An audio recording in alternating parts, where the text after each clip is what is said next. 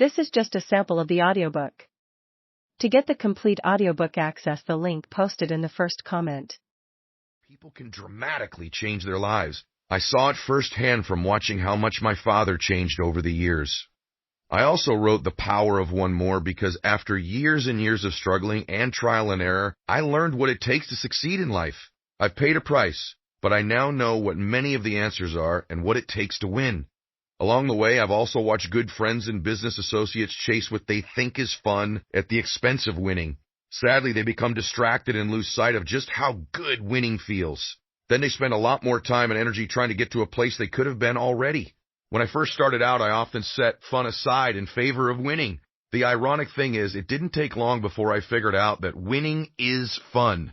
In fact, one of the quotes I'm best known for is, "Winning is more fun than fun is fun." When you're finished listening to this book, hopefully you'll think so too. I've been living by these principles for 30 years, applying what I've learned to design my best life.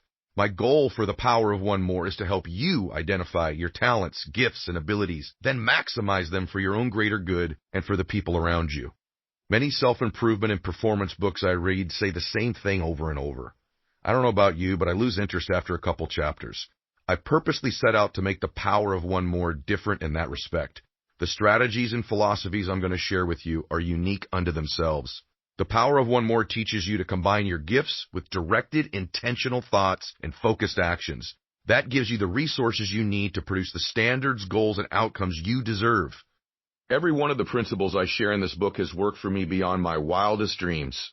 I'm also humbled and aware that I've been gifted with a certain amount of luck and God's blessings. You have your own version of these same gifts as well. But like me, you also need to put in the work and keep an open mind when it comes to making changes in your life. In many cases, those changes won't be easy at first. In fact, the more worthy a goal and the more changes you go through to reach it, the more resistance you'll encounter. Expect that. Plan for it. When you put yourself in the right frame of mind and you're mentally tough, you'll succeed more often than you otherwise would. The Power of One More is the product of years upon years of how I've lived, grown, and changed my life to produce wealth, happiness, and meaningful relationships with people that I care about deeply. I want to share the lessons I've learned with you so that you can lead your best life too. Approach The Power of One More like a key that will unlock your mind, and you may be surprised how one more thought and one more action will change your life forever. Remember, we're a lot alike, you and me. If I can do it, you can too. Chapter 1. One More Identity. They always say time changes things, but you actually have to change them yourself. Andy Warhol.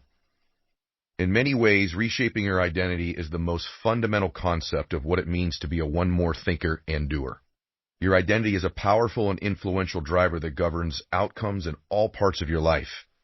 Identity defines the limits of your success, finances, and achievements. It controls the quality of your emotions, relationships, and self-worth.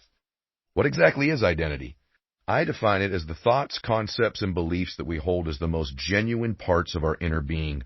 You can put on a face or act a certain way for the rest of the world, but you can't lie to yourself when it comes to these things.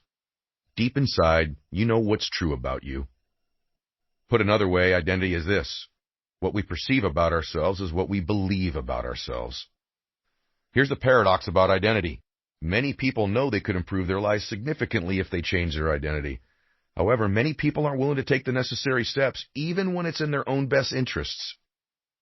Are you willing to sacrifice who you are for who you could be?